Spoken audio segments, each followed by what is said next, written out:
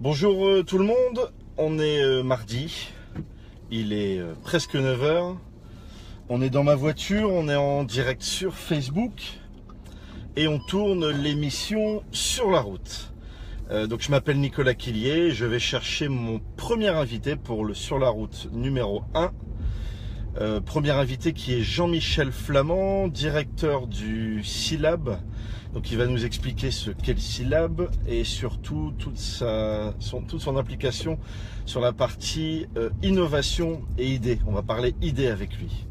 Voilà. Alors, on l'accueille. Hop.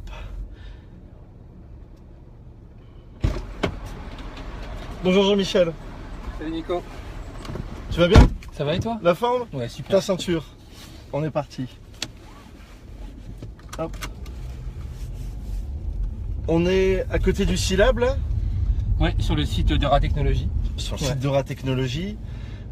Explique-nous un petit peu qui tu es, Jean-Michel, même si je t'ai déjà présenté comme directeur du SILAB. D'accord, super. Qu'est-ce que tu fais dans la vie au SILAB et à quoi ça sert?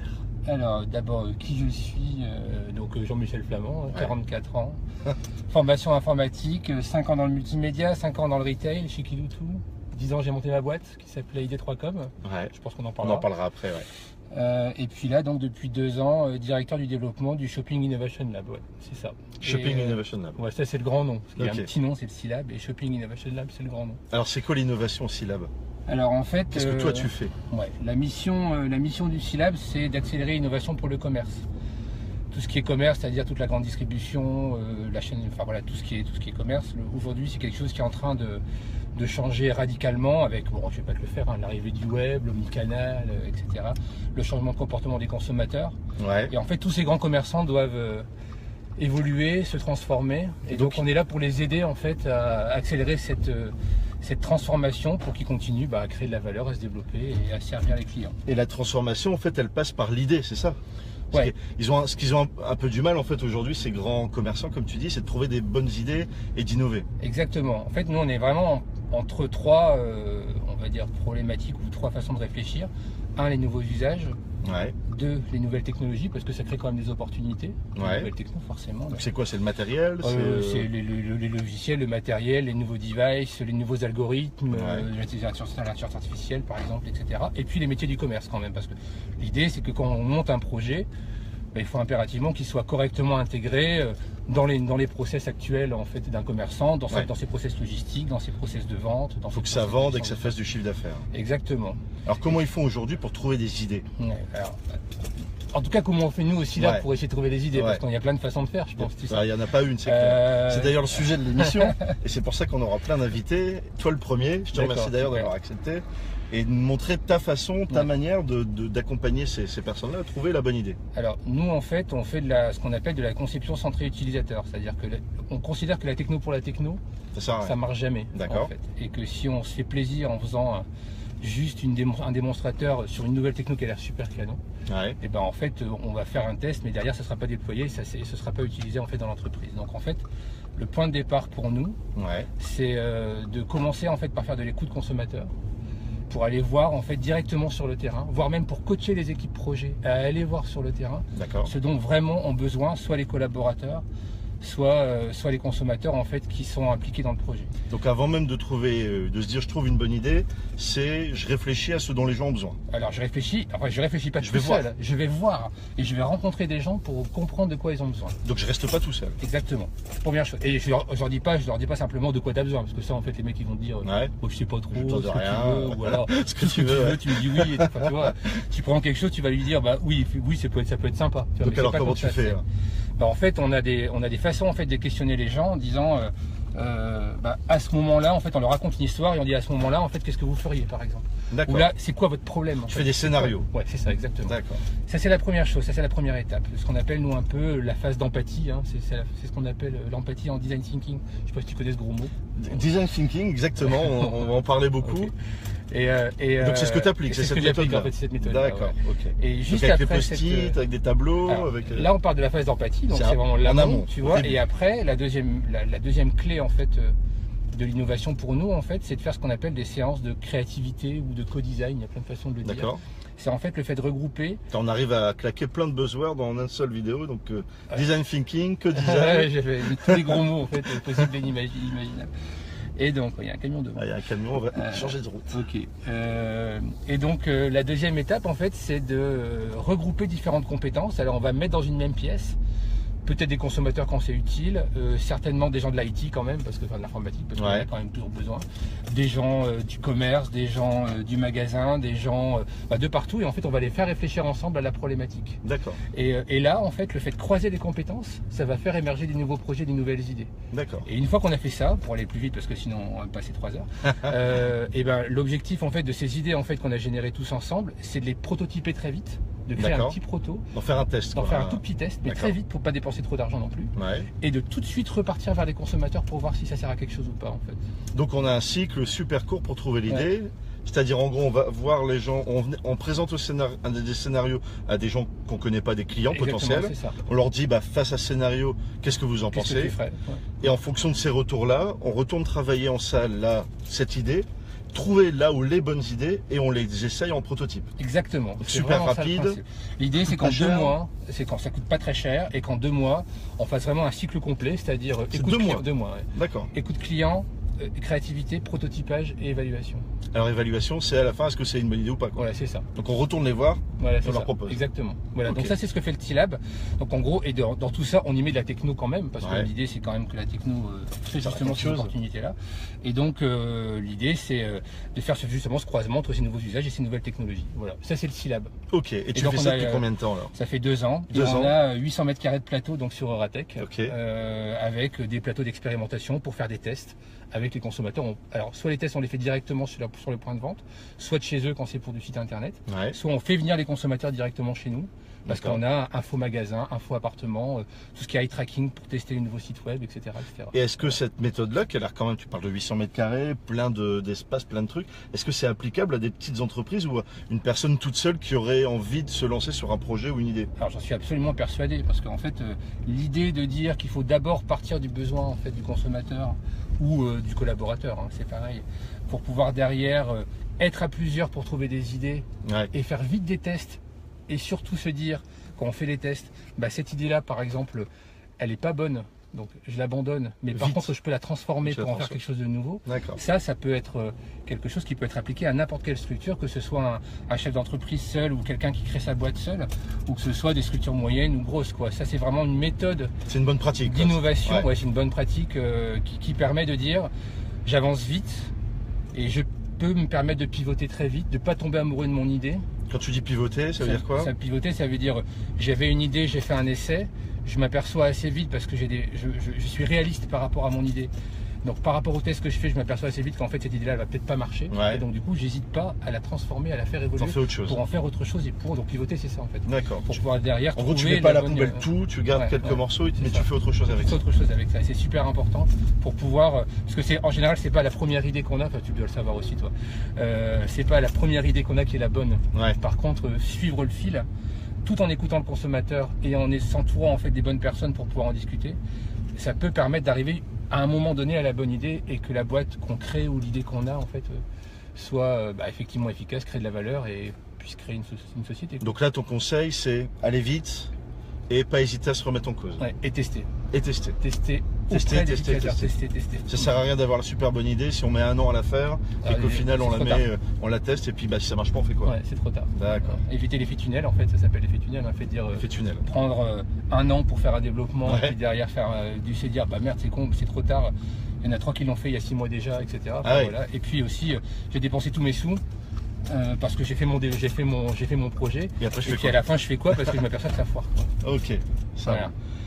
Et donc ça, les idées pivotées, tout ça c'est des choses qui te parlent aussi, parce qu'avant de faire ça pendant 2 ans, tu as été entrepreneur, tu as monté ta boîte, on a parlé rapidement ID3Com. C'était il y a combien de temps? 10 ans? C'était il y a... c'était il y a 10 ans, 2006. 2006. Tu peux nous en parler un peu? Parce que ID3Com en 2006 c'était vachement innovant.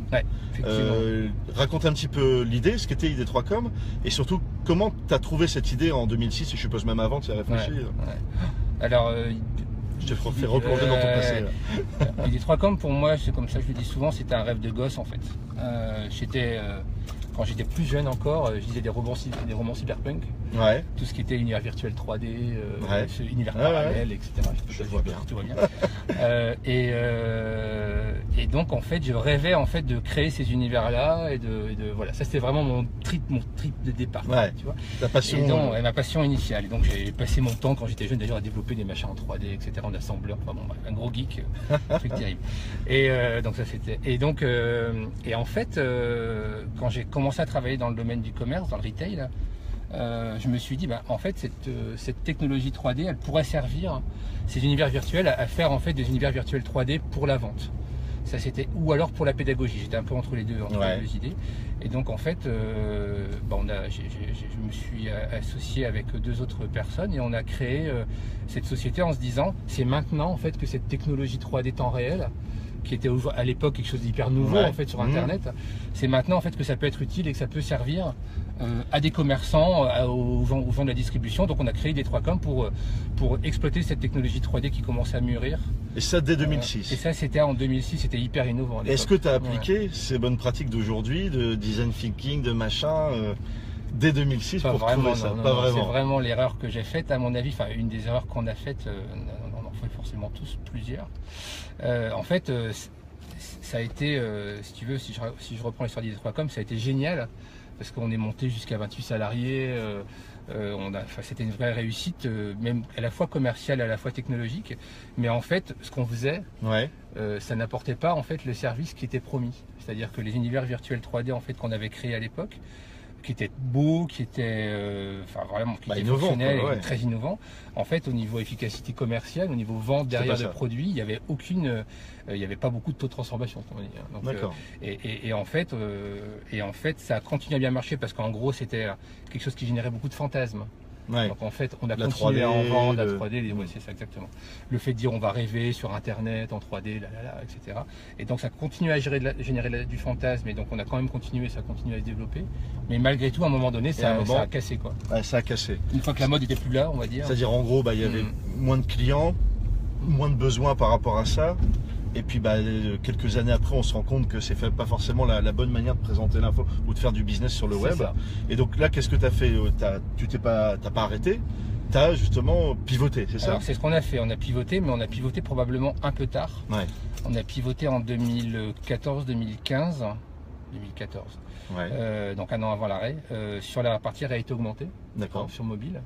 On avait déjà pivoté sur les technologies web mobile parce qu'à l'époque on n'était que web. En 2006, il n'y avait pas des téléphones portables et des machins.